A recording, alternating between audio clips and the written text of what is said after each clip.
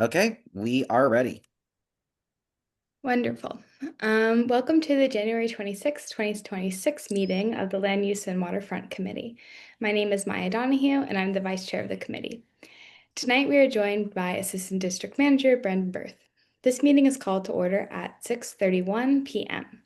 As a reminder, New York State law requires all committee members to have their cameras on and their first and last names displayed from the time the meeting is called to order until the time the meeting is adjourned. Members of the public, you can raise any questions or comments that you have through the Q&A feature of Zoom. If there is time following the committee's discussion, we will field questions from the public. So we need a volunteer to take minutes tonight. If you are able to take minutes, please raise your hand through Zoom, or I will select you at random. Everyone but Alec, I think. Oh, Tanya's perfect. Alec did it last time. Thank you, Tanya. You're welcome.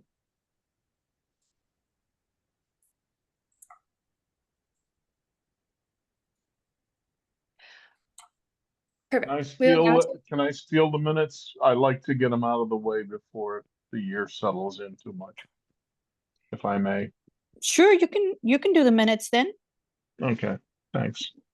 Thank you. Just love to get them. I like to clear myself before the summer and the Thank good you, weather. Jim. Thank you for being flexible, Tanya. And Sure. we will now take attendance by roll call. Brendan will conduct the roll call. Committee members, I will call your name. When your name is called, please say present. I'll announce if there is quorum. Majid Abdul Samad. I don't see. Tanya Arias. Present. Victoria Benatar. Present. Daniel Bernstein. Present. Jim Collins. Here. Maya Donahue. Present. Alec Molitic. Present. Rich Mintz. Present. Larry Shire. Present. Sandra Sherrod. Okay, I do not see or hear Sandro. Letty Simon. Present. Okay. Susan Steinberg won't be with us tonight. Mark Thompson. Mark Thompson. I do not see or hear Mark, so he is not present. Gabe Terzo. Present. And James Vera. Present. We have a quorum. Excellent. The agenda for tonight's meeting was distributed ahead of time by the board office and is reflected on the screen before you. If there is no objection, we'll adopt the agenda. Members of the committee, if you object to adopting the agenda, please raise your hand through Zoom.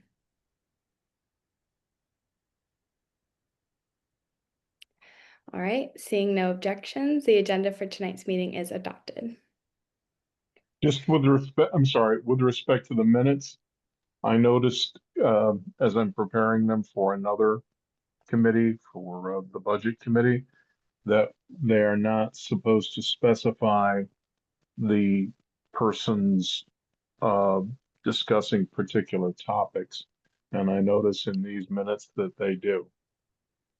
If you read the template for the minutes. You're talking about the November 24th meeting minutes. Say again, yes, the minutes that we just looked at, the November minutes. Yes, I was about to get to that, but thank you. So Yeah. if we will just be able to remove and just use a general committee member. Yeah, they're supposed to be like the Federal Reserve minutes where they just say a member. Okay, we can change that. According to the instructions in the template. We always used to list the names, but I don't know why we changed that, or if that's an executive committee decision or what happened exactly. So Okay, so barring that change, are you okay with the minutes otherwise, Jim? Yeah. Thank you. We'll go back and fix that as appropriate. Are there any other objections to the minutes? Okay, seeing no other objections, the minutes from the November 24th meeting are adopted with the recommended name changes, and they'll soon be available on the CB6 website. So in order to conduct an efficient meeting, let's observe a few ground rules. No one may speak until granted the floor. Committee members, if you have a question about committee business or wish to make a motion, you may raise your hand through Zoom and I will identify you so you can speak. All committee members, it is extremely important that only one person speak at a time so that members of the public can understand what is being said by each committee member. The chat function for committee members should not be used for committee business or questions about agenda topics. All such remarks should be made on the record by raising your hand through Zoom. Chat should be used only to alert us of technical difficulties you are having or to state in writing information like an email address that was already stated aloud during the recorded meeting. Is everyone hearing that? Because they're a little different than normal since we're on Zoom. Cool. All right, let's start with the first agenda item, the continued discussion of the quality of life issues at Sive Cove Park. Okay. So we met with them in October or November, and they were due to come back to us with an ask. I do see them online. I think I saw Dina. Yeah. Yes. She's here. Oh, there we are. Okay. Did she fall off? I just saw her. No, I'm here. Yeah. I'm here. Oh, there you are. Oh, there you are, Dina. Here I Okay. am. Yeah, we still don't actually have a specific ask. I mean, we are in the part of the year where, you know, these issues are relatively less of a challenge. I mean, today the park team and I spent the entire day shoveling the park to make it possible for people to use it in the snow. So I think it's gonna take us a little bit longer. I think also with the administration transition, we haven't yet had a chance to meet with CM Maloney. We are not clear yet on exactly how the Mamdani administration's policies with regard to quality of life are going to differ from previous administrations. I think there's still a lot of there are a lot of unanswered questions about how what tools are going to be available to us, what resources going forward. But if the committee has been thinking about this issue and has more questions or thoughts that they want to share for us to take to any future meeting, I am here for all of that, and I will do my best, to answer any of your questions.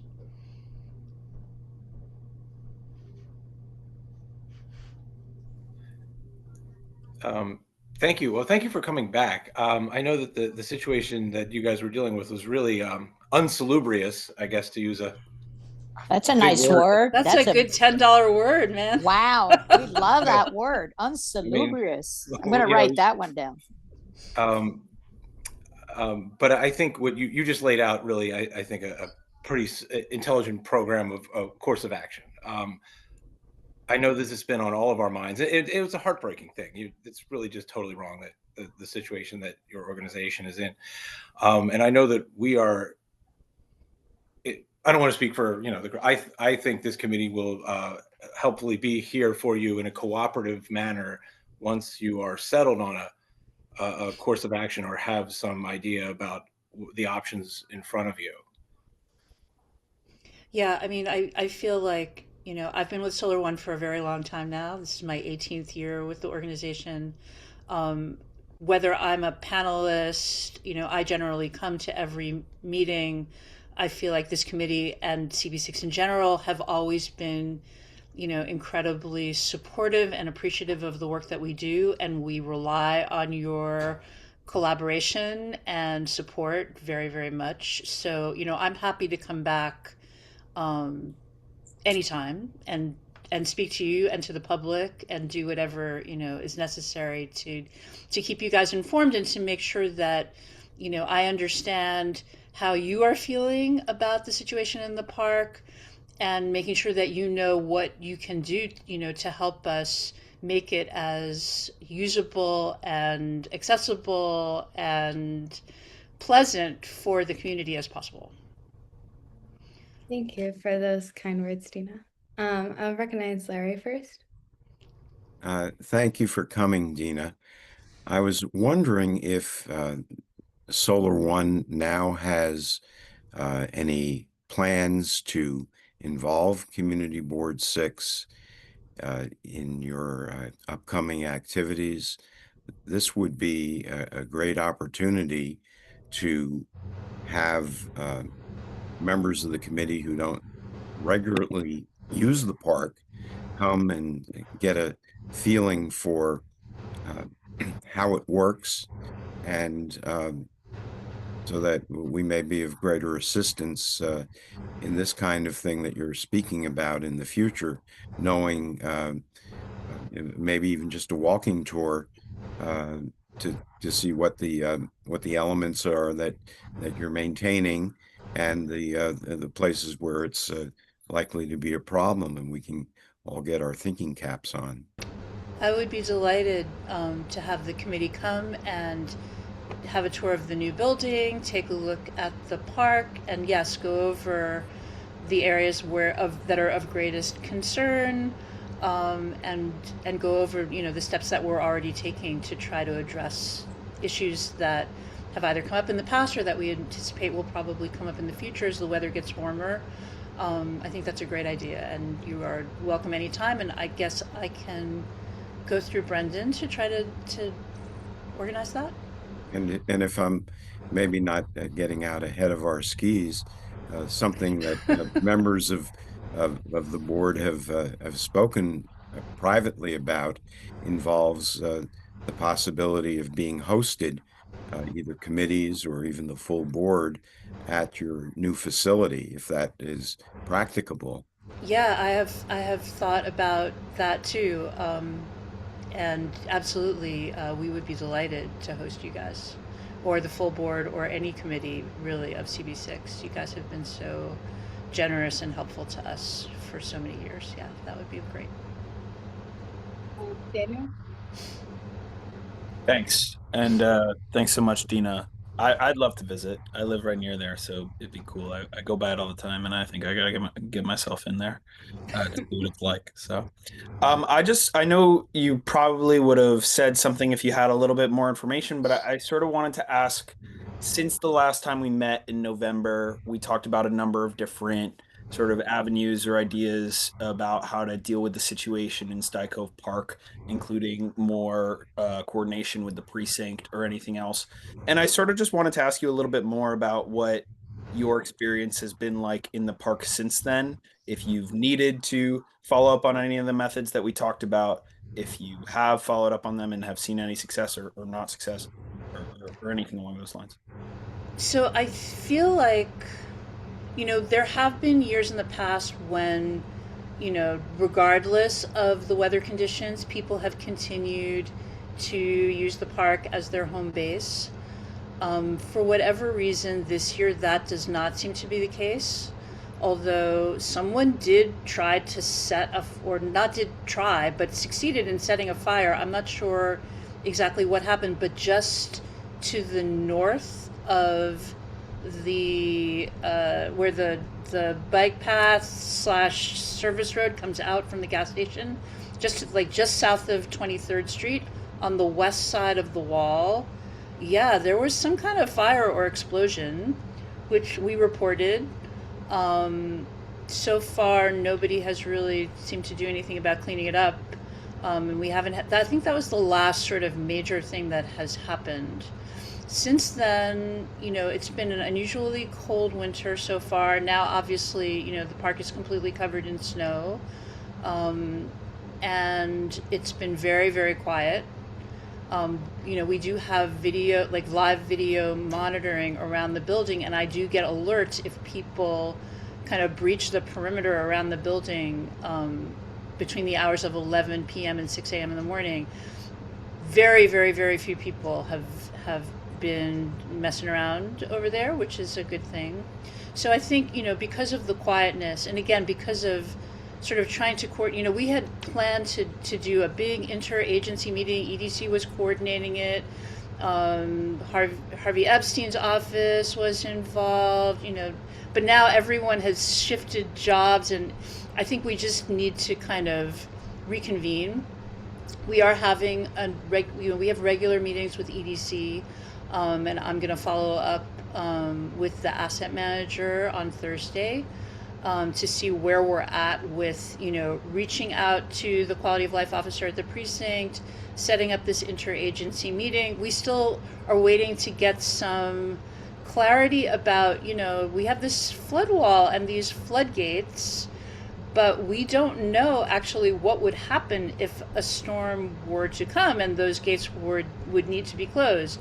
How much advance notice do we get? How long do the gates need to stay closed? Who comes and opens them? Who is our liaison with the team at DEP, and so on and so forth? How do we communicate to the community what's going on? When can people come back to help us clean up if there is a storm event? All of these things we have no clear answers about that. So I think, like I said, I'm happy to come back and report regularly on progress, but at the moment, things are kind of in a holding pattern with regard to everything that we talked about in November. We'd certainly like to have you come back when we understand a little bit more about the transition process. Yeah. And as far as the floodgates go, we did have a presentation on them. I can't tell you off the top of my head specifically, but there is like a team that comes out that's been trained on it, and they will distribute the notices to the public. But I did take down your questions about like how you communicate to the public for cleanup and those things afterwards. Yeah, So and we have talked to that team a little bit. I just feel like our situation, we're not a city agency, but we're not exactly the public either.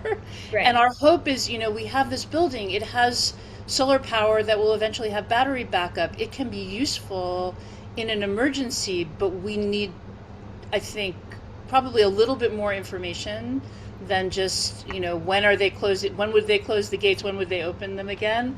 And a little bit more coordination as more of a partner to make sure that, the community has full access to every resource that they might need, because we were useful during Sandy for the people, and we I would do want to think do that that's again. to communicate with them now and hopefully have a better plan than specifically learning Yeah. when eventually the first case scenario happens. But Tanya, what's next? Hi, Dina, the last time that you were with us, Jim suggested that you reach out to the community affairs officer at the precinct, and we all thought that was an excellent idea. Were you able to make any connection on that?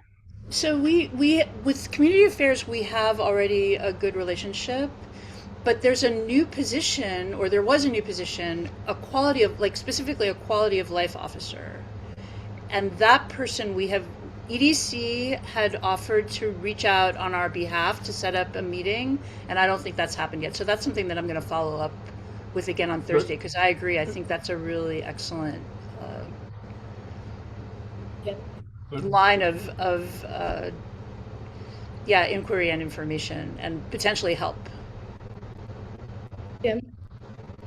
Yeah, there's also a new precinct commander at the 13th. I have not met him yet. I have not been able to make the last two council meetings, but you should reach out to him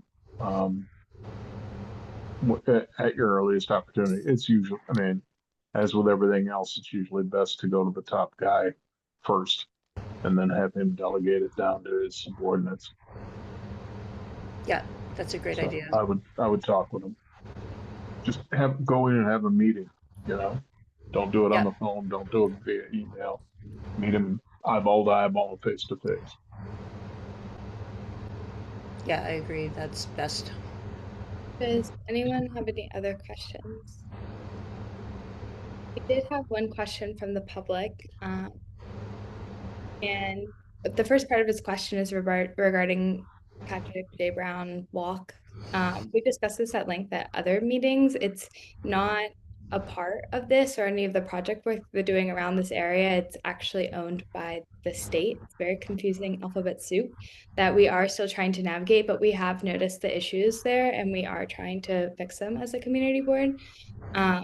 And the second part of his question was the section of the park just north of the ferry, so this would be Stuyvesant Park. The tables have stolen chairs, and they were asking if there's a plan to replace them. So, we noticed that the chairs had been unbolted and were in danger of being stolen. We gave them to the ESCR contractor to hold for us for safekeeping. Since that happened over the summer, since then we got the tamper-proof bolts that we think we need to resecure them.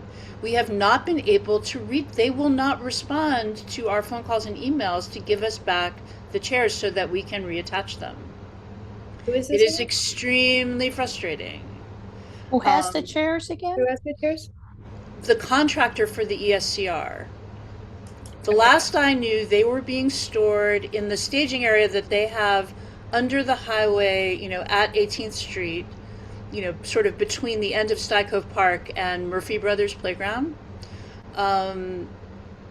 Yeah, I mean, there are a couple of things that they are supposed to be doing in the park that we have tried to get them to respond about. EDC has tried to get them to respond about, and they are not responding. And that is replacing those chairs at the picnic tables, and replacing the bulkhead fence, which is corroding at a very alarming rate for something that's such a new piece of infrastructure and part of such an expensive project. And we made a whole plan to repurpose the old fencing from East River Park, which is about 20 years old, but it's much better made. I think it's like actually marine grade stainless steel, topped with, rot resistant wood. It's very nice. We looked at it, we talked about it. They said they were refurbishing it, and now, they were supposed to replace it in the fall. It is now the winter. I do not know, because again, they have not been responding to any of our inquiries about it. But those are the two things that we're still waiting for them to complete.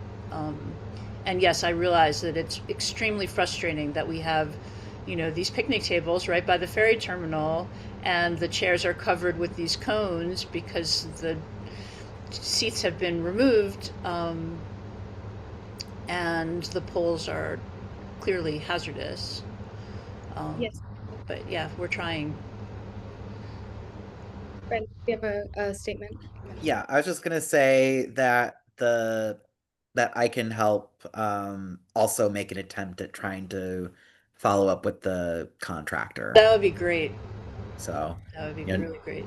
I you know, can send you. no guarantees we'll have any better luck than EDC or you all, but the least we I can do is mean, try. the more squeaky wheels, the better, right? I mean, they're gonna have to respond at some point. They can't just leave it like that. I mean, I hope not. Well, I'll keep on following up with them until I get an answer. Thank you, Brendan. I appreciate that so much.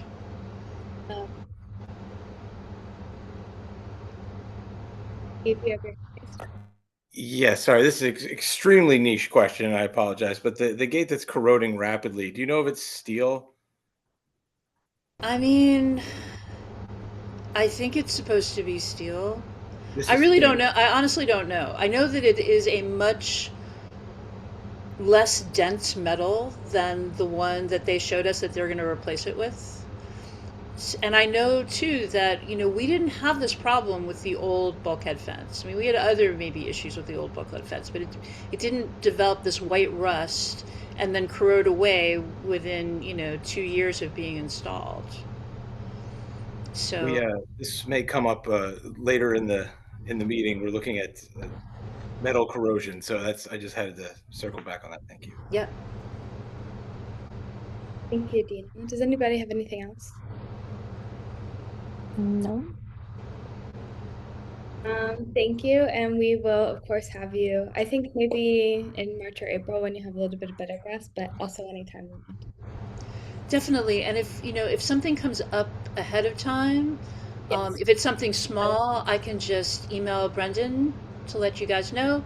And if it's something bigger, or if there are questions, or if we do have an ask from you all, then I will, arrange to come back sooner to let you know.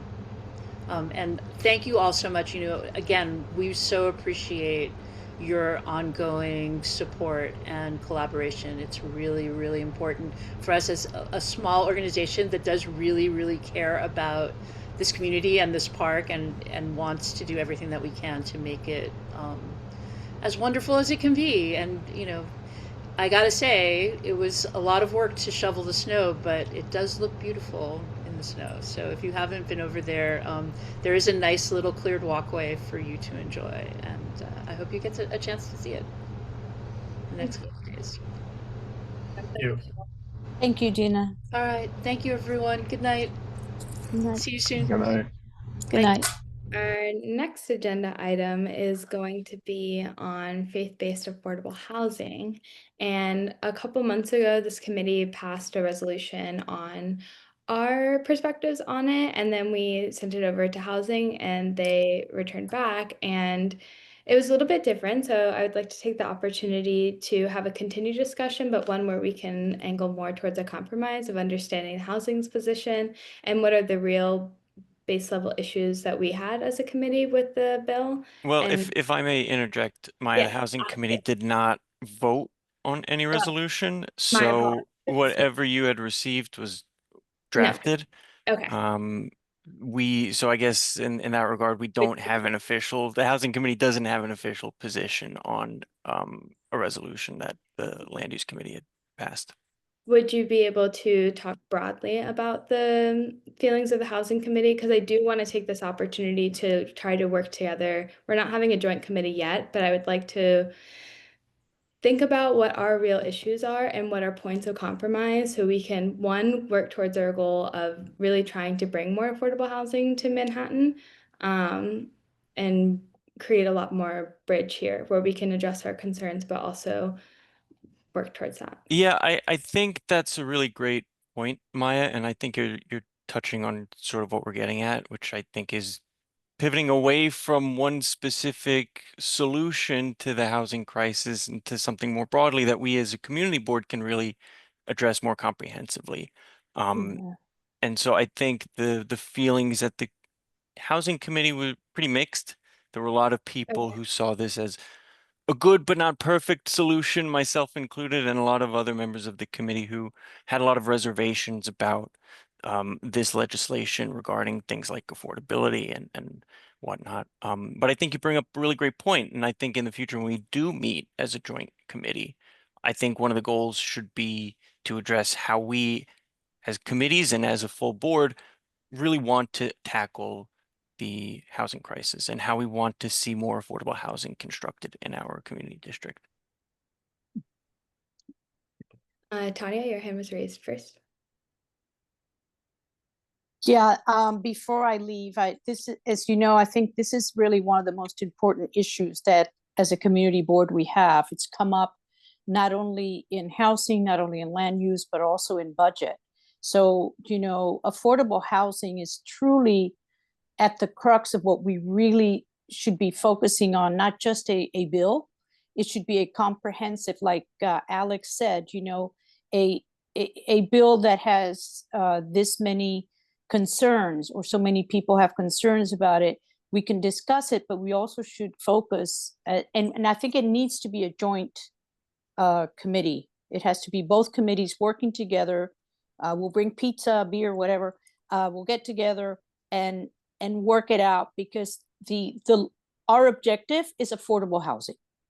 That's really our objective, and it has to be comprehensive, quality, affordable housing. We've had it in the past. There's no reason why we can't have it again. And I think we should find a date and a time that works for everyone, and we should get together. And each one of the committees brings their own concerns and their own ideas, and then we work on it together. Sandra? Sorry, I lost the button. There it goes. Yeah, no. So I think I would agree that affordable housing has been one of the long-term key issues for this board. And I don't know, I can't think of anyone off the top of my head anyway, who is against affordable housing on the board. But I just would want to make sure that we have some concrete ideas of how we can reach it, knowing that this was like a flawed bill that a lot of people had challenges with. So other than just reaffirming our ongoing position that, hey, we love affordable housing, I'd love to think of, like, is there some tangible thing that either Right. this joint committee or a working group could come up with, maybe some thinking out of the box on how, we can try to address affordable housing specifically in East Midtown. I'm not really sure what that is, but I'd love to hear everyone's thoughts. Yes, I would agree, but I'll start with Sandy before I continue speaking more. I just wanted to note that as part of the ULURP, the City Planning Commission is supposed to be studying our district specifically with the idea of more housing. And, if it really is our goal to have affordable housing, I do think we have to pretty quickly put together, and as Sandra said, maybe it's a task force. We don't need 30 people Right. Yeah. probably working on this. Mm-hmm. But it is time sensitive. We really need to get moving on it. We've Yeah. given city planning some ideas, but if that means identifying one or two people from each group and we get together a task force, I think that's probably the way to really proceed with this. I agree, and I also think with the idea of a joint committee that we have been talking about, it'd be best if we like one idea would be like how can we incorporate like more nonprofit groups? I know there was the bill in city council that was vetoed by the previous mayor, the COPA bill. But how can we maybe reintroduce something or like advocate for something like that where we can get better organizations and not just like large landlords that don't pay a lot of attention to their affordable housing that they do build. Like that would be something that we can present as a joint committee or as a task force, that the few people on it can advocate for, because I do think sometimes too many voices, even all maybe saying the same thing, just ends up sounding kind of muddled. So that's one suggestion for like a point that we can work towards like whittling down, but I'll recognize Jim because he had his hand raised next. Yeah, just a couple of things with respect to affordable housing. First of all, we have the issue with the area mean income being determined according to the census tract, that includes west parts of wealthier areas of Westchester County. We have a House race in this district coming up, and of course, generally the House districts. We also have the Senate Majority Leader as the Senate Minority Leader as the New York State Senator, a New York Senator. I think that's something that we should pursue to get that reordered politically. The second thing is, I think it's inexcusable that we do not consider means testing affordable housing after the resident first secures it. I think it's something that should be done maybe every 3 to 5 years, just means test the housing. And the third thing is, I think that the mix of housing should include both rental and the limited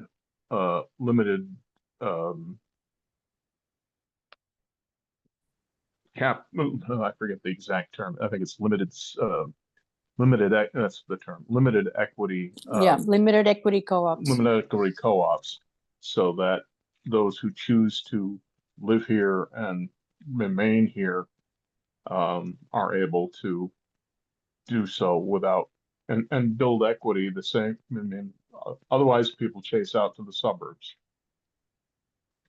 Thank you, Jim. because they get a chance to build equity. Yes, I think those are some good points. I especially resonate with the AMI, like the way that it's calculated is not, Yes. the statistical pool is not always the best, but certainly like when we're trying to target affordable housing, it's usually at a lower income than what the AMI is saying. I'll go to Alec next. Well, I'm just thinking that with all the people that are so far in the primary for the House race, that's something that we should get them to pledge to help resolve. Alec? Yeah, I think that brings up a really good point, Jim, is that the housing crisis is a really complicated solution and there's no one size fits all um, solution to the issue.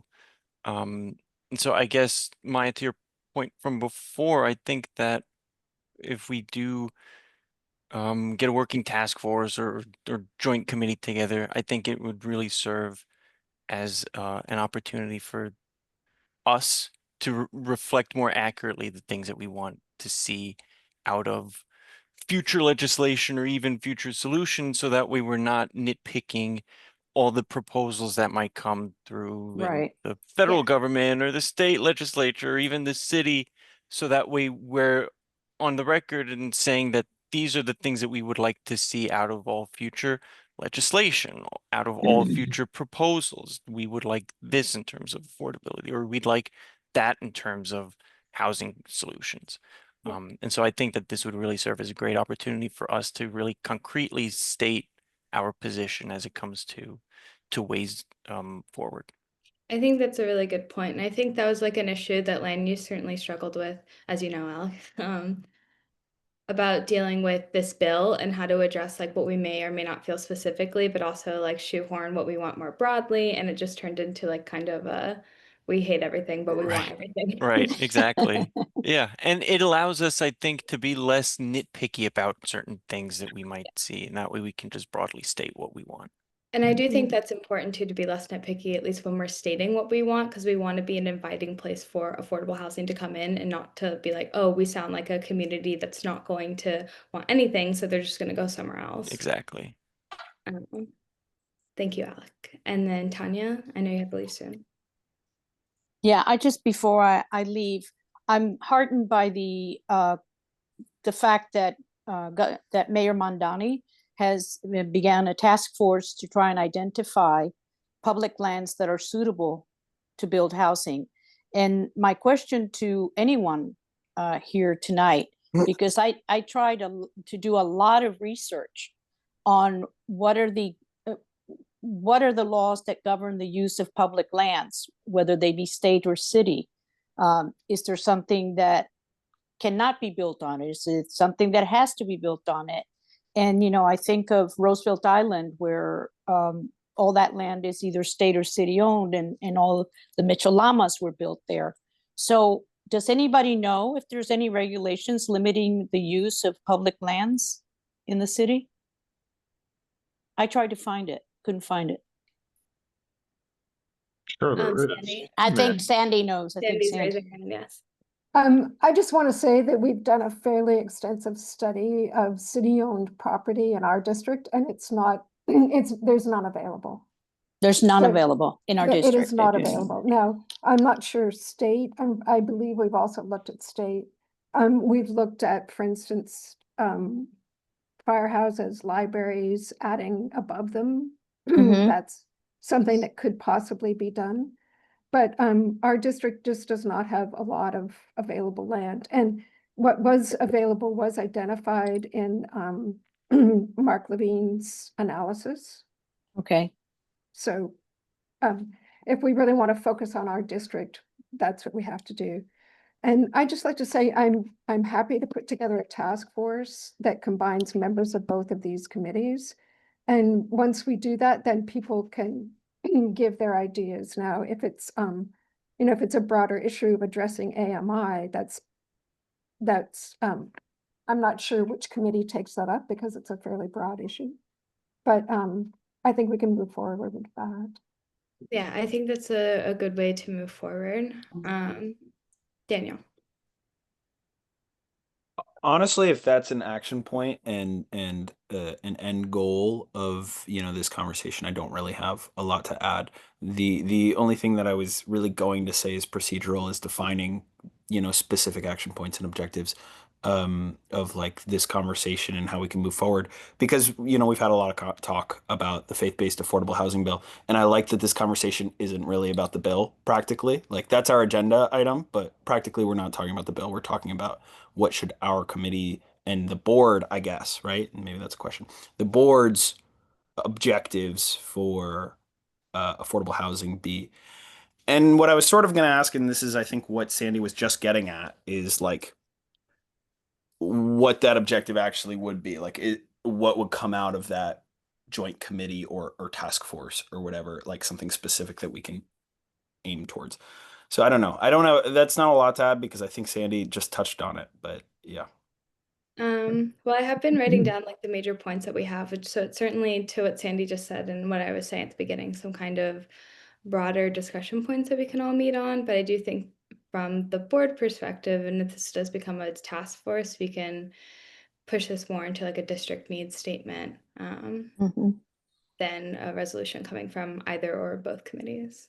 Yeah, and I'll just follow up my comments by saying I think maybe it was Sandra who said earlier, like we don't just want to say we want affordable housing and then nothing else, right?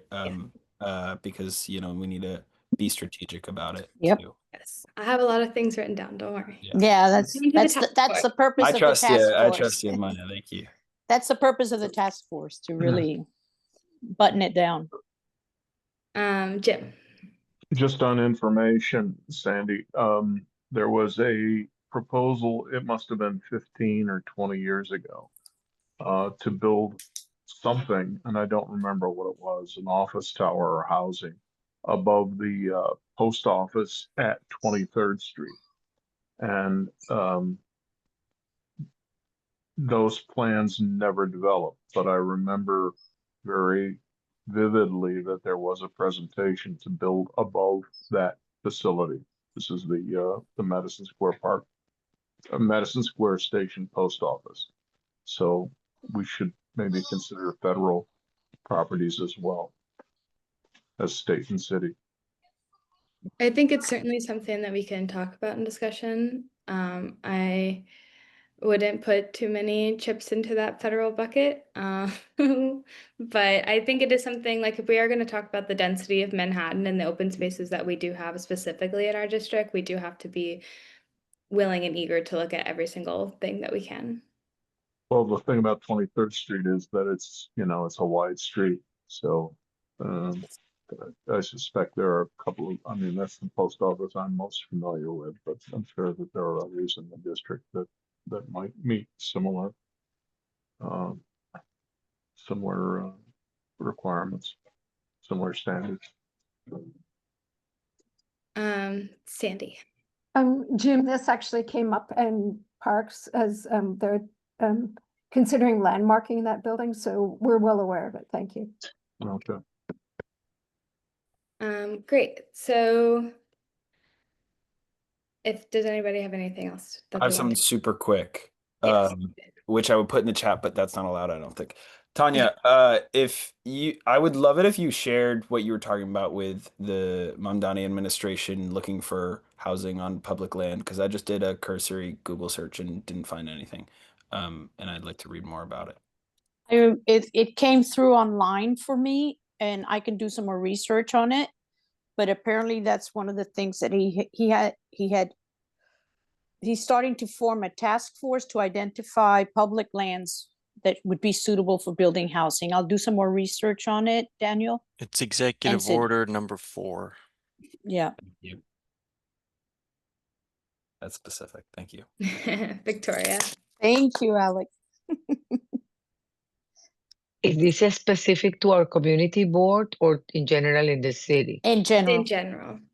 Okay, because as Sandy was saying, there's almost none land owned in our district for that. And typically the zoning is what regulates the area. So, yes, the zoning that covers that piece of land is the zoning of the area. Guys, I'm going to say good night. Take care, everybody. Yeah. Bye. Bye. That's certainly something that we should address. And I know what Sandy had mentioned earlier, that city planning is doing the study on our district. So we can also work with that and wait for that to come out to have more information. Sandy. We have to push it. We're not Yeah. going to wait for it to come out. We have to be active participants. So I feel some pressure to get that going. So that's definitely, I think, the first goal of the task force is to see what we want in our district and where it can go. Okay, perfect. So as far as the faith-based housing part of this agenda item, I think If we all are in agreement of moving towards the task force, just oriented more towards being very specific of what we want in housing, and that is like a multi-layered different approaches to affordable housing, but we want to see in our district, are we fine with? Yes, Alec. It is just a question about the resolution that was Yeah. passed a few months ago, because I want to be respectful of this committee's opinion in having voted on it. And I guess I don't know if this is a Sandy or a Brendan question, but what would happen next, right? Since as a committee, we voted on this resolution, even though it was supposedly kicked to the housing committee, we had sort of a different solution, let's say, for this resolution.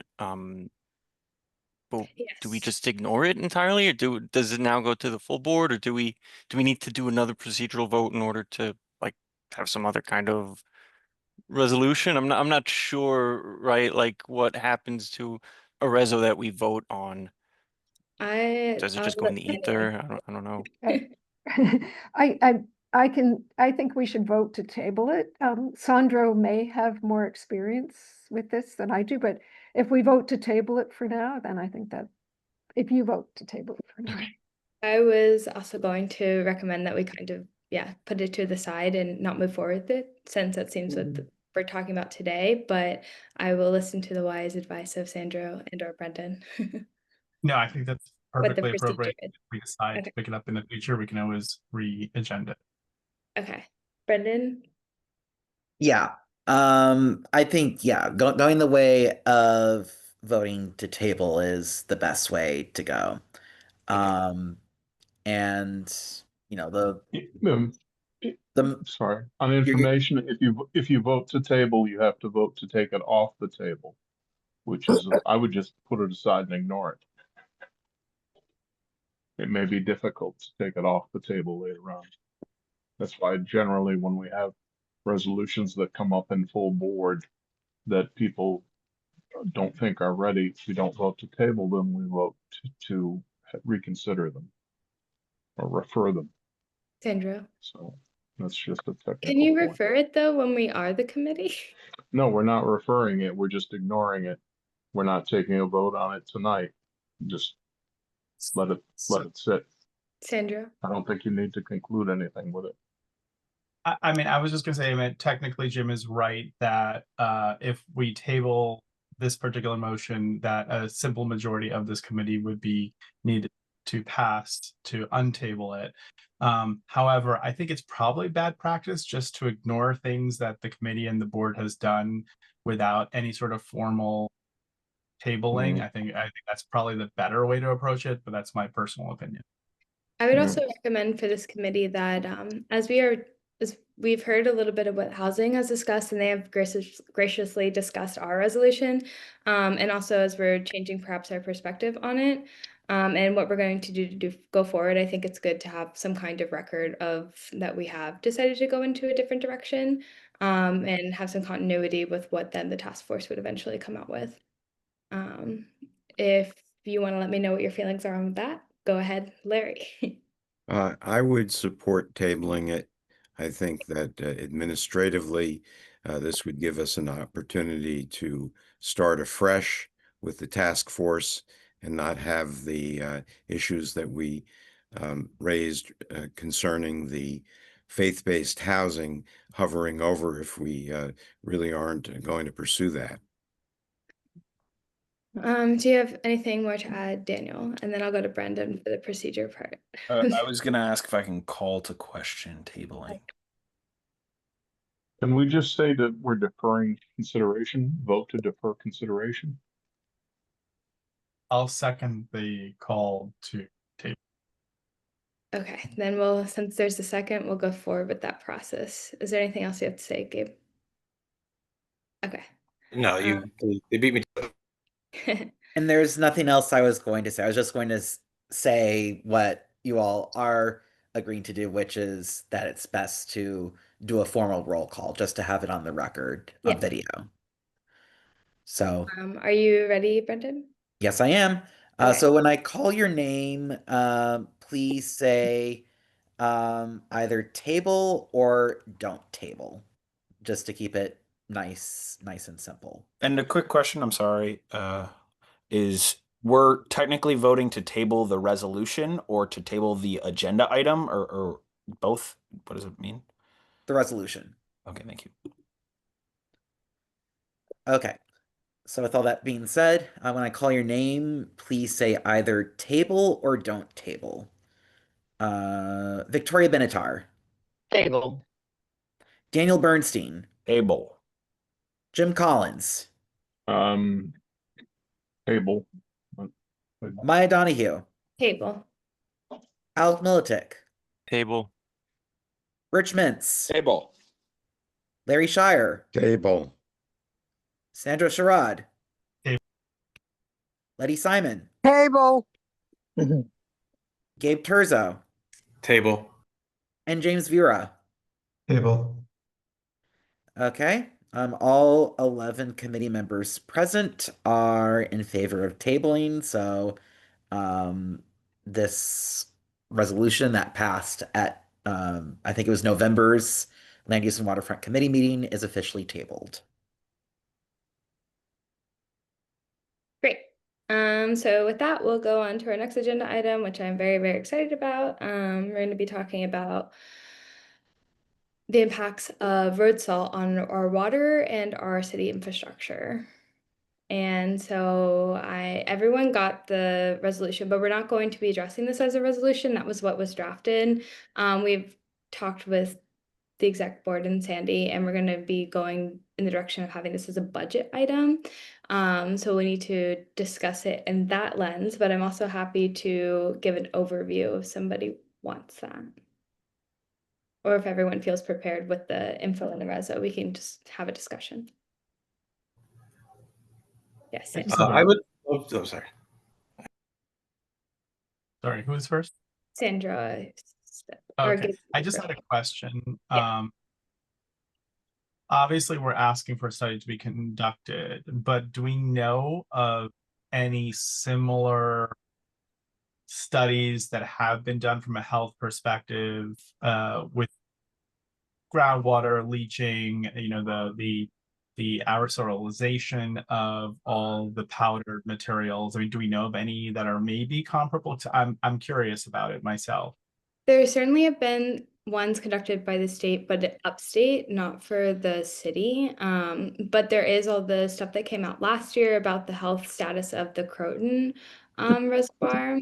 And as far as the aerosolization, I don't know anything specifically about that, but I do think we all can see the visible impacts, and that would be something to study, which is why we're requesting it. But there is a lot of other information that I can also send to you about like the actual destruction to the steel infrastructure, as Gabe was alluding to earlier, and the water. I'll go to Gabe. Yeah, thank you. And I know that Maya, you attended a workshop on this and have a lot of information about the watersheds. To answer Sandra's question, there's a burgeoning body of work in different silos saying this is bad, but there is really not one unified position coming out.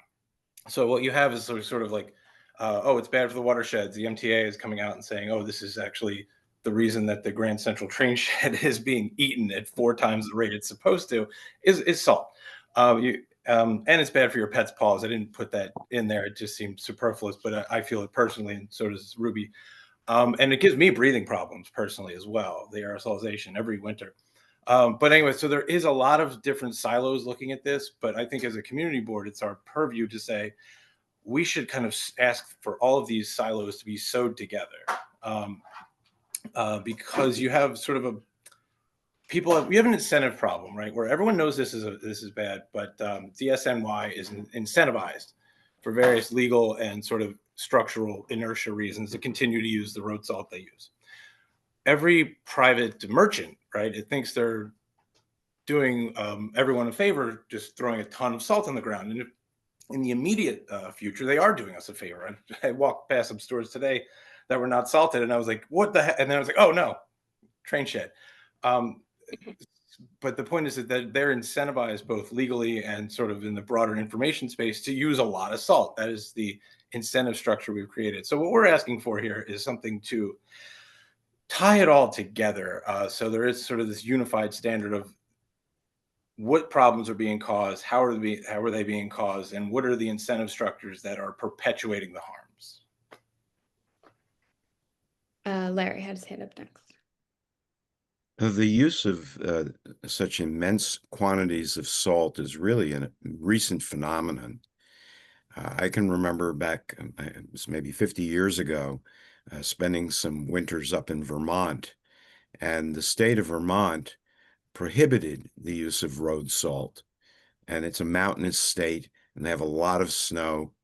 And they were far more sensitive than we currently are to the impacts of the snow running off into streams and the contamination that causes. And I'm sure also they were aware of the damage it did to bridges. And the state didn't have a huge tax base to to pay for this. And what their solutions in that time was a realization that the danger that not salting the roads would cause is the buildup of ice, particularly black ice, where there was a remelting of what was frozen and then a refreezing, and putting down some kind of grit, such as sand, was an adequate solution to that. And fast forward to more recent times, the city of Syracuse, New York, has been known as the Salt City, and the source of the salt that we use in salting our roads, relatively inexpensive to send it down the Erie Canal, the Hudson River, and to create giant mountains of salt that would be put out. And there were times when the snow that was accumulated in the city streets had been dumped into the river contained so much salt that that practice was banned. And that's mentioned in, I think, in the alluded to in the resolution. When I was at the Port Authority, they were very sensitive in terms of knowing what the corrosive effect was, and this was a quarter century ago, that they stopped using salt on structures like the George Washington Bridge, and instead would use urea, which effectively de-iced the roadway. And the airlines have used urea to de-ice the airplanes because they know if they used anything more corrosive, that would damage a very expensive airframe and maybe endanger people's lives. So there are alternatives. They may be a little bit more expensive than the road salt, which is the cheapest way to go. And with the implementation of pre-brining the roadways, we start out with an unnecessary amount of salt that, when it doesn't snow, will then aerosolize, as Gabe put it, and create breathing problems, which I would suffer. I do suffer from as well.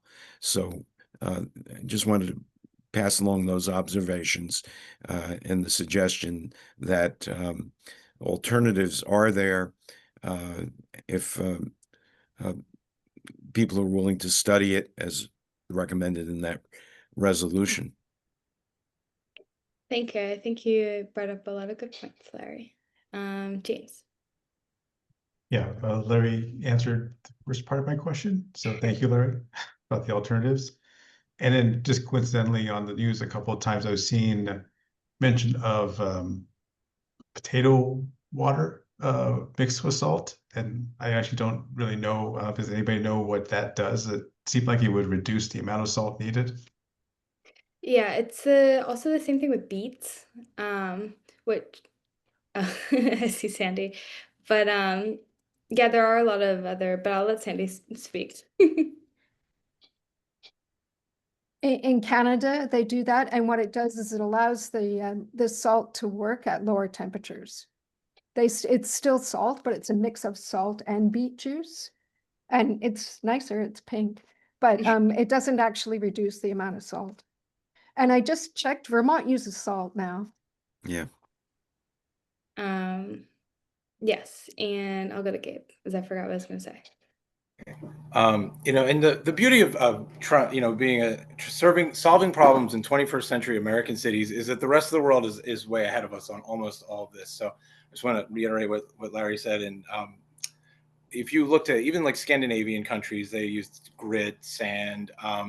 We're not doomed to use this much salt. Yes, I'll also say, like, on a day like today when the feels like is as low as it is, the salt doesn't work under 15 degrees. Which I know is becoming increasingly rare, but still obviously an issue that we have. Daniel. This winter. Yeah, I would just say, as far as the resolution is concerned, I wonder if, I think the only part that it mentions alternative methods is the second to last resolve clause. And I wonder if it might be worthwhile to like mention specific strategies, like some of the ones that we're talking about. I don't really know if that's not something that you want to do, but I think it's an idea. I'll let Gabe go first, then I'll say something. So I was just going to say, so we're not actually going to do this in resolution form. We wrote this initially as a resolution, and then sort of ultimately decided it would be more effective as a budget request. So we're actually just, instead of trying to direct them via resolution, we're asking for this study via budget request. So we're going to be a little more general. We're not going to kind of direct them to look at X, Y, or Z so much as we're going to ask them to catalog the harms and put them in one place and make recommendations for moving forward. And then, sorry, go ahead, Maya. No, go ahead, Daniel. Your question. And then, so who is it actually directed to? I know we talked about sort of having like a unifying study here, but is it sanitation and transportation? I can take that. So we can only put to my knowledge, you can really only do a budget request to one agency. So it really only could be DEP would be the only one that would make sense for it. But I think it kind of does need to be multidisciplinary. I mean, kind of the root of the problem is that it's so siloed. So everybody's different department has a different incentive structure. So, I mean, ideally, I would like it to be looked at in a broad cost benefit analysis, but we had to pick one. And so I think, and we could choose tonight. Initially, I decided DEP made the most sense. I would also think DEP was good because they're the ones that are going to be, as you said, looking at it broadly. And I think sanitation is going to be looking at it also as like I mean, when I was at the thing with the state senator, he was saying that it's really not that much cost to change the methods of which we drop salt versus which we could drop like pickle brine or something else, and it's a lot less costly to store. But I do think we would get pushback from sanitation about just changing. Larry. Well, I think that we shouldn't lose sight of requesting a study of how other countries have approached this in a non-salt way as being the focus of the budget request. In other words, asking them to do something rather than refrain from doing something. So you're saying that you would like it to be a request a study of alternatives to salt in that have been addition. used successfully in other countries, such as what was mentioned in Scandinavia. So you'd want that in addition to what's already being requested. Well, I would think it might be more successful to make that the focus, because there are plenty of people who would want to stick with the status quo, but to make this more interesting. I am open to the idea of like including this element into what we're asking, but I wouldn't want to. No, I'm not saying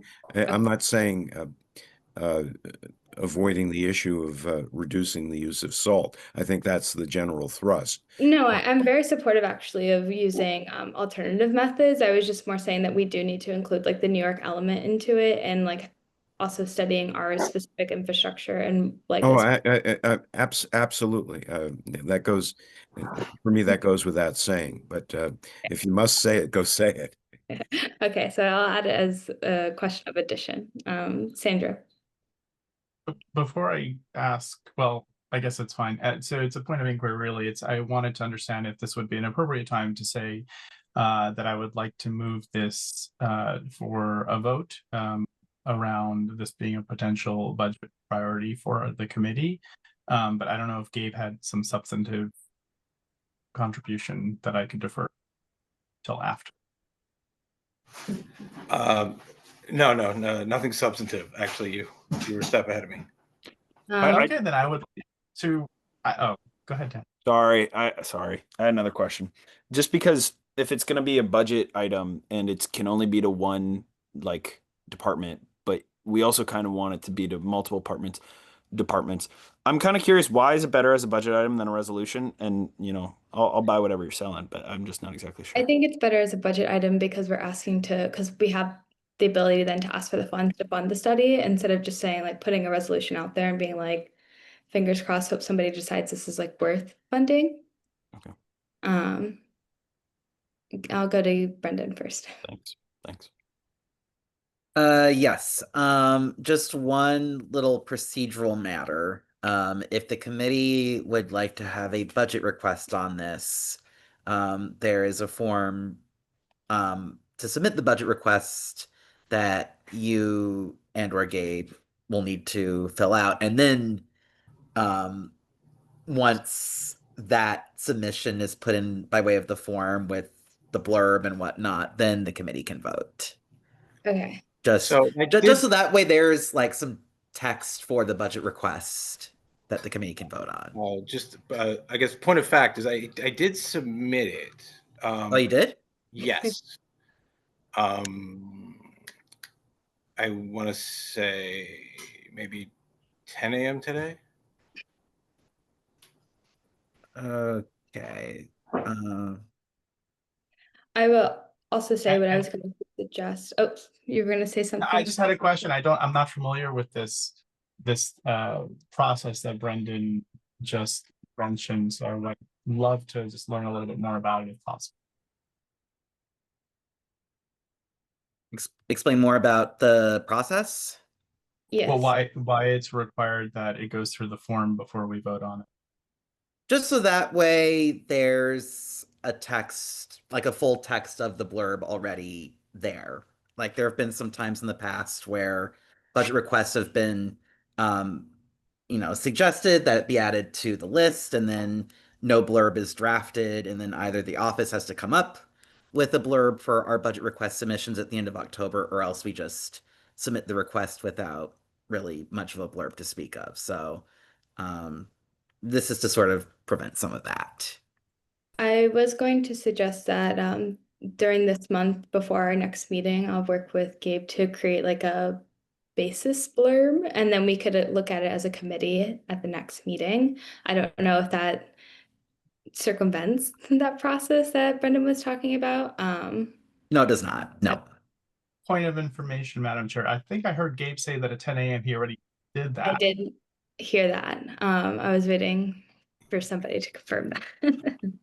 Okay, I now see that. Okay, I see it now. Okay. And so are we still allowed to formally vote, or should we just take a roll of hands? Because I would like to know that we have support from the committee to move forward with this as our budget item. Yeah, what I would say procedurally, I just found the submission. I'm going to share it on screen now. Thank you. Just so that way the committee, it shouldn't be an issue, but just for formality's sake and just so that the committee sees the blurb itself, I'm showing it on screen right now. Is the text large enough for everybody? Enlarge it. And I think if we wanted to add a line regarding international best practices, that would be pretty easy to do at this moment. Is there any wording you'd like to add, or? I think, can we just add that as a sentence on the end right now? We can be more prosaic later. Sure. Good word. On information, Yes, Jeff.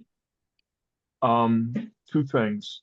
I think if we're going to put this in as a budget item, we should probably decide which agency. It would probably be, in my view, DEP. And the second thing is I sent a note to Brendan about, it's actually a video of how Japan, which is always very sensitive to environmental consideration, how they melt snow and ice in their cities. And having been there in December, they do a pretty good job.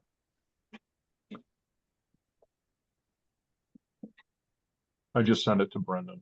If anybody wants to take a look at the link. I'll go to Larry first. He had his hand up. Well, I understand, Jim, that you think that this should be DEP, and an argument can be made for the protection of the watersheds upstate, which are clearly controlled by DEP, which makes rules for the the contamination that might come down into the reservoirs. However, downstate and here in New York City, once the salt arrives here, it's distributed and spread on the streets solely by the Department of Sanitation. And no, I'm talking about the City Department of Environmental Protection. The City Department of Environmental Protection owns the watershed. And Right. and you know, and if we're talking about the first line, road salt is causing problems in our watershed, and if this issue is solely limited to the areas surrounding our reservoirs, then I agree, DEP is the correct agency, but they don't have any say in the use of the salt here in the city and on our streets and on our roads. I'd be But for a study, I think that they are best suited for a study. Well, I think that DEP has far more money invested in buying this salt and having equipment that spreads it. That they might Then be they're not liable a to give better. you a fair answer, will they? I'm just saying I think they may If be it, a more appropriate agency that has to buy into this, and that's why we have a conundrum, because there's merit to both of those agencies, and I think that the higher financial involvement comes from Department of Sanitation. I'd be curious to see if other committee members have any thoughts or recommendations on this. well, Thank you, Larry. just I'm sorry to pause it right now. There was a question from the public asking for more information about what we're talking about since the committee had a little bit more direct stuff sent to them. I couldn't figure out how to send this via the chat for those of you interested, but I directed to the Senate bill, New York State Senate bill S3397A as a place to start. There's also an Assembly bill that is similar, and those have a lot of other references for you to file through to get more information. Back to Larry's point of hearing more from the other committee members about their opinions on which committee or which department from the city this should be directed to. And I don't know if Brendan still has his hand raised or if it's a new question, but I'll start with Brendan's for matter of procedures regarding the budget, and then we'll go on to that next point.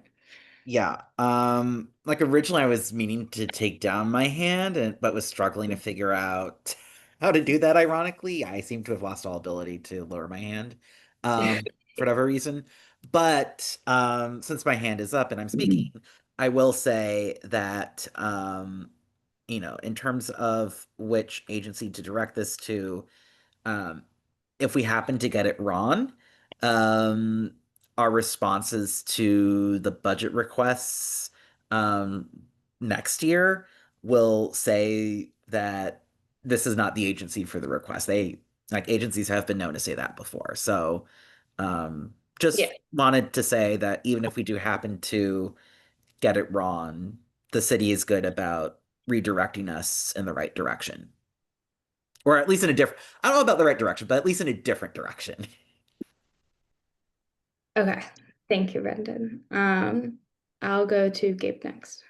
Okay, thank you. So I think very mild oversight in here. We should probably add it's not just road salt, it's also sidewalk salt. And that might change the sort of jurisdictional math a little bit, because DSNY is the purveyor of road salt, but sidewalk salt is done by, literally tens of thousands of private actors. But cumulatively, that's probably more salt than DSNY. That's point number one. Point number two, I don't know if this is fair, but DSNY has been incredibly ornery and unhelpful every single time we've asked about road salt over the years in transit or in this committee. We have shown them the road having what essentially amounts to a mohawk of salt days after a storm, and them saying it's fine. So I don't know if DEP is the right agency, but I think the broader point, and the reason Maya and I went down this road to begin with, is because this problem doesn't map one-to-one on any agency. And as such, it's sort of lingering, even though everyone knows it's a problem. And so I do think we kind of have to guess, because we can only pick one. DSNY has been unhelpful in the past on this specific issue. And road salt is probably less than half of the aggregate salt that contributes to the infrastructural decay. Thank you. Okay. Is there anything else you want to add, Daniel? I just think that this was a pretty detailed and thorough resolution draft that was sent out to us, and I think it'd be remiss if we don't have, some of the information and details of what we're looking for in this. I'm not sure if that goes in the notes section. All I see is the blurb right now, but I wanted to make sure that it's included. Thank you. I think that is what I was suggesting before, is like we have this blurb now for the office, but we'll work on transferring that over And being more this month, prepared. and it'll be ready for the committee to fully look at next month and vote on. Okay, so no voting on it today then. I think as far as what Brendan said, we can vote on this today, but if he says no, I do want to have at least a raise of hands vote informally, so we can get good understanding of the support. It sounds like a lot of support, but I want to make sure we get something more substantial. Thanks. Yeah. Jim? Yes, I would like to see it be, again, reiterate my support to have the DEP do this. As Gabe mentioned, DSNY tends to be working on inertia, and they're not going to work against their own interest in terms of doing a study. And I don't know that they're necessarily even suited to give it this kind of matter of study, whereas presumably DEP has environmental engineers who could better assess this. So insofar as the specific budget request, I would send it to DEP, because again, it is a study. It's not asking for the specific for a change at this point. And likewise, that would also address the issue of the sidewalk salt, which I think is probably managed by buildings, because I think they're the ones that require the sidewalks to be shoveled like within 2 hours after a snowfall. I don't know exactly who handles that. I thought it was Department of Buildings, but I may be wrong. Thank you, Jim. So it's a cross agency matter. Yeah. Sandra? Yeah, I would say that I think DEP is probably the most appropriate, being that we're looking for an analysis of health related effects. Sanitation obviously has a big part of this, but they're more operational in this. They're not strategic necessarily, and I'm sure that their method that they have already expressed a preference for is probably the most efficient from their perspective, but that doesn't necessarily mean that it's addressing all of our concerns. So I would advocate that we keep it at DEP. Thank you. Gabe, do you have anything additional? Just very quick, if we could add road and sidewalk salt to the blurb. Into the blurb and to the title also. Yeah. Or no, not the title, just the blurb. Great. Does anybody have anything else they want to say? It sounds like we're going to be putting it as the Department of Environmental Protection. which I agree, I think is the correct house for this. All right, seeing no other topic of that, Brendan, are we allowed to vote on this, or should I just take a general raise of hands?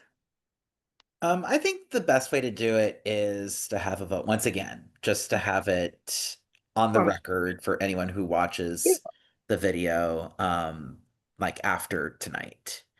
Great. So we will now take a vote on the budget item for study of salt watersheds and infrastructure by roll call. When your name is called, please answer a nay or abstain or not entitled. Brendan will conduct the vote by roll call and declare the results. Okay. Victoria Benatar. Victoria? Yes. Okay.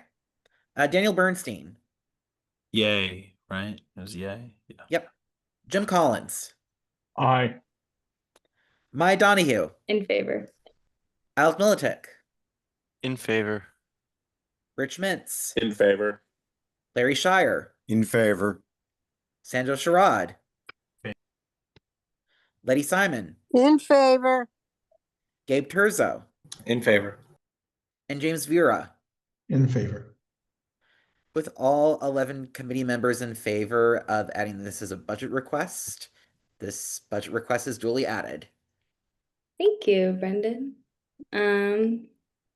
We have our final meeting agenda item, which is discussion of the future of Mount Sinai Beth Israel campus. And we have discussed this a little bit before, but as a reminder, we're not talking about the change of hospital beds and what we're going to do as far as like attending to the medical needs of our community. That's being held by a different committee, and RuPaul's doing a really good job with that. We're going to be discussing what we want the site to actually be as the physical location. Something that was brought up in the exec committee was potentially a place for the Salk School. I also know the general feelings of the committee, especially what we talked about earlier. Potentially affordable housing is certainly a place we can look at, but I definitely want to hear some more ideas. And I did have an update from Susan. She emailed us right before the committee that nonprofits do need approval from the Attorney General to sell, but they don't look at who they're selling it to. If that helps.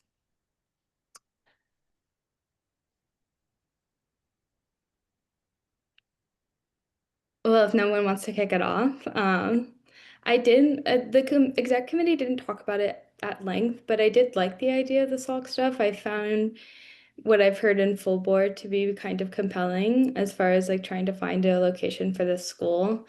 And I certainly don't think we can't have a mixed use situation of school and housing. I do like some of the newer things that have gone up that require to have like some kind of community space. This could be community space. We could have that also. But I'd like to hear your ideas.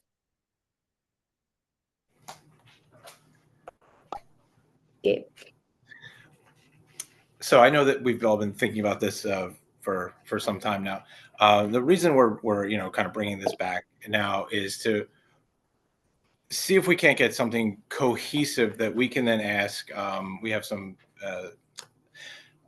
professors at NYU who work on sort of drafting zoning proposals and things of that nature. And if we're going to ask for something specific, we would like to know, have some some idea of what this committee thinks and what this board thinks is going to be a positive use for that space.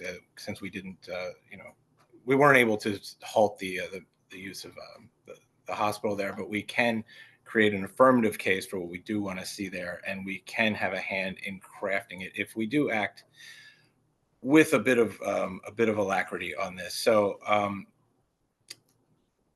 we're going to reach out sort of and I'm going to reach out to some NYU experts. Maya and I are going to reach out to some guys at NYU who do the drafting these sorts of proposals. But we wanted to bring this to the committee so we could have something in hand of what precisely it really is that we are asking for. community spaces are great ideas. We also want to get a sense of if it's going to be housing. Are we fighting for maximum affordable housing, or do we think it makes sense to?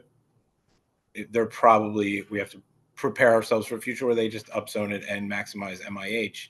And have we run the numbers and looked at the total number of units that would generate? So we are going to go to the NYU professors in the next week or so. I'm going to reach out to them. But if we do have any thoughts, this is really probably the last chance to get them to Maya and I before we reach out to the experts.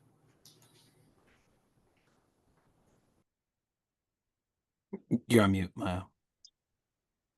Thank you. I said thank you, Gabe and Alec. Sure. Well, to go back to the housing point again, and to bring up what Sandy mentioned before about how city planning is supposed to be working with us to study ways in which we can provide and create more housing in this community district.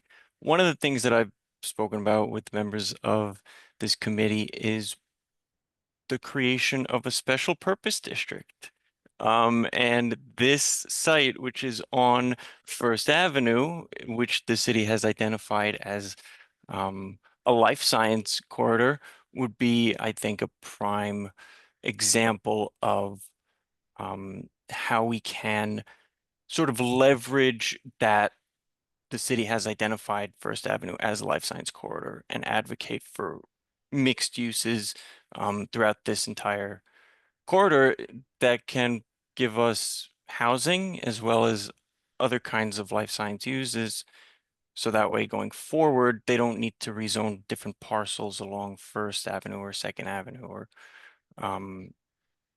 so be it. So that way, there's a comprehensive way forward that the city can sort of work together with us to create a really great mixed use district.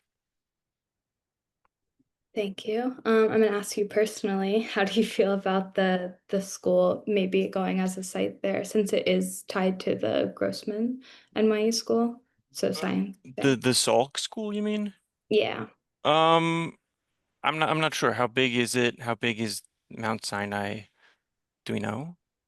I do know. I'll have to pull up this number so we Okay. I also know that schools, like there's certain bulk and density requirements that schools have, right? Like the classrooms have to have windows, right? You can't have a classroom that doesn't have a window, and there's like recreation space requirements. So I think that that's something that probably these NYU folks would have to study, or maybe even an architect would have to work with them and study the feasibility of that.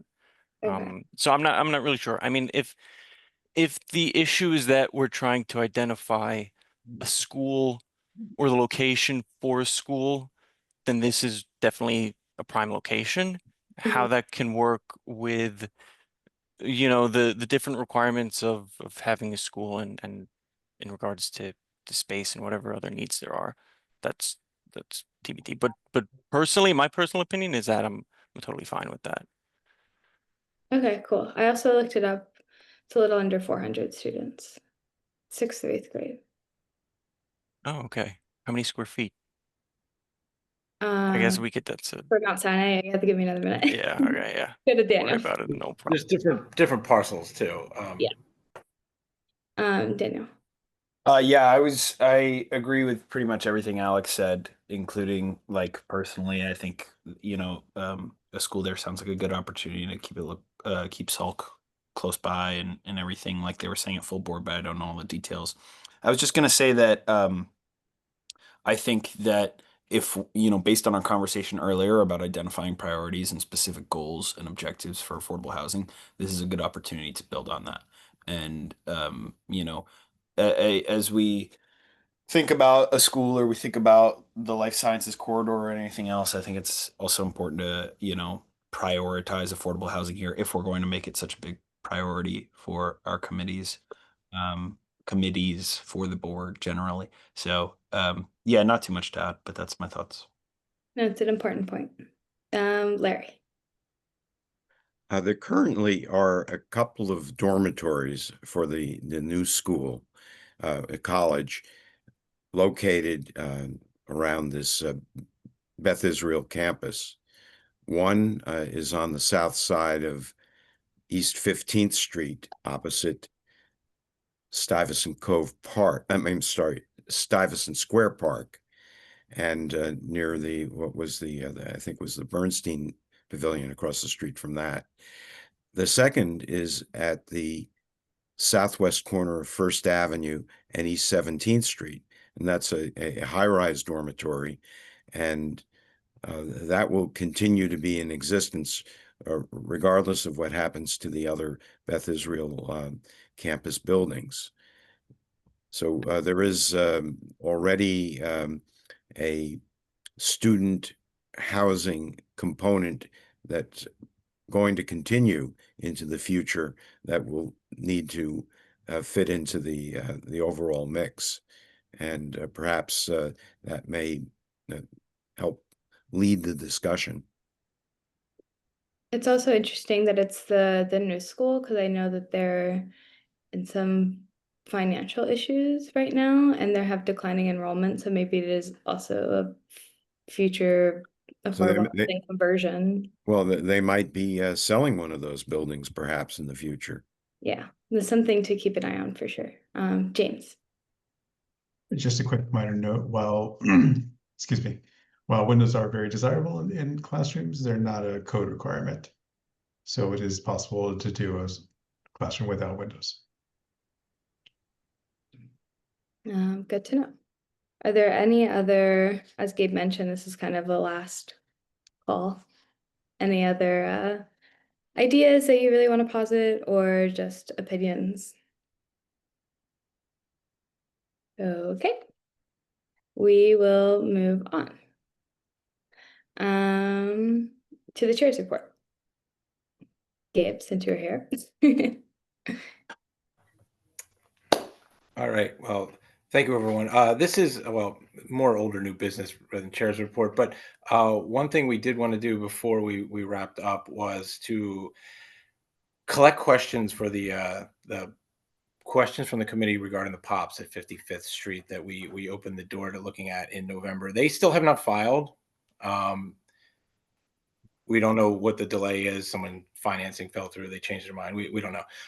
But if there are concerns about that POPs, if there are any that you would like us to sort of bring to the forefront, we can get ahead of that if anyone has them, if anyone, recalls that session and has any questions they want to address. Sandy? I know we were concerned about what bonuses that the building had received in exchange for implementing the POPs. But I think this is maybe something we need to know about every POPs in our site, or not in our district. And sometimes there's been a huge benefit to the building, and the POPs is not necessarily living up to the expectations. So I think it would be great to find out that for, I know actually I asked James to see if he could find it, and it's not easy. So if there was a way that we could locate that for every POPs that we have, I think that would be very helpful. James. Yeah, what I did find was that public space, quote unquote, was completed in 1974, and between the time of 61 and 74 is when buildings were just getting these bonuses with and putting out, dark alleys of open space. And it wasn't until 75 that new regulation started coming in place to sort of rectify that situation. And I walked by it the other day because it's by my dentist, and it was completely empty and locked up.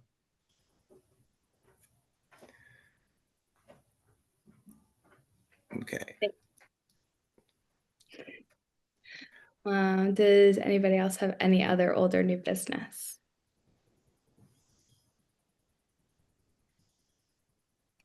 Okay.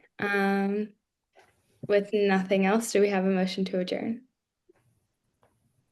So moved. If there are no objections, we'll adjourn the meeting at 8:05 p.m. Thank you all. Thank you.